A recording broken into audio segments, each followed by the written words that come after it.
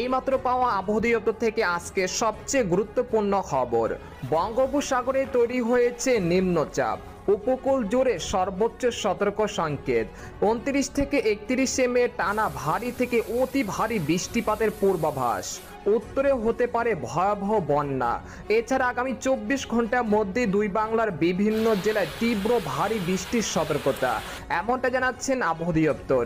আজ ও আগামীকাল কোন কোন জেলায় এই ঝড় বৃষ্টি হতে পারে এ বিষয়ে কি বলছে আজকের আবহাওয়ার রিপোর্টে জানিয়ে দিব। সম্পূর্ণ বিস্তারিত ভিডিওদের সঙ্গে থাকুন। আর আপনি কোন জেলা থেকে এই খবরটি দেখছেন, আপনার জেলার নামটি আমাদের কমেন্ট বক্সে জানিয়ে দিবেন। আর সবার আগে সর্বপ্রথম সঠিক খবর জানতে আমার চ্যানেলটিকে সাবস্ক্রাইব করে রাখুন। এবার জেনে নিন এক নজরে। সকাল থেকে দেখা মিলছে দক্ষিণা হাওয়া, সেই সাথে আকাশে রয়েছে রোদ আর সাদা মেঘের আনাগোনা। এই যেন প্রকৃতিতে